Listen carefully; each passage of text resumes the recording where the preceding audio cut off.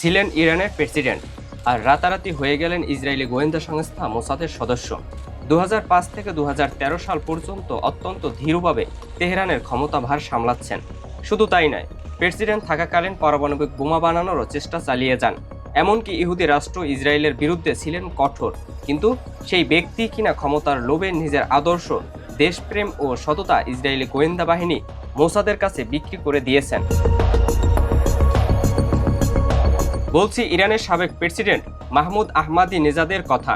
পাতলা ছিপছিপে গড়নের এই মানুষটি শুধুমাত্র ক্ষমতার মসনদে বসার জন্য নিজের দেশের বুকে ছুরি চালিয়েছেন। তিনি অত্যন্ত সুকৌশলে ইসরায়েলি গোয়েন্দা বাহিনীর সঙ্গে দেশের বাইরে গিয়ে বৈঠক করেছেন এবং পাচার করতেন ইরানের গোপন সব তথ্য। কারণ তিনি ছিলেন ইসরায়েলের হামলায় নিহত তেহরানের প্রয়াত সর্বোচ্চ নেতা আয়াতুল্লাহ আলী খামেনির পরামর্শ দেয়া উচ্চ পর্যায়ের একটি পরিষদের জ্যেষ্ঠ কর্মকর্তাদের একজন। ফলে সহজেই তিনি ইরানের গোপন তথ্যের বিষয়ে জানতেন। কথিত আছে গত ফেব্রুয়ারিতে যুক্তরাষ্ট্র ইসরায়েল তেহরানে হামলা চালিয়ে দেশটির সর্বোচ্চ নেতা আয়াতুল্লাহ আলী খামেনিকে যেভাবে হত্যা করেছিল তার তথ্য দিয়েছিলেন আহমাদি নেজাদ। কারণ হামলার দিন ইসরায়েলি গোয়েন্দা সংস্থা তাকে হামলার কিছুক্ষণ আগে ওই এলাকা থেকে উদ্ধার করে নিয়ে যায়।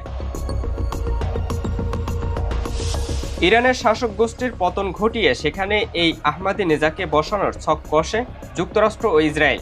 এজন্য তার যাবতীয় ব্যয় বহন করত ইসরায়েলের গোয়েন্দা বাহিনী।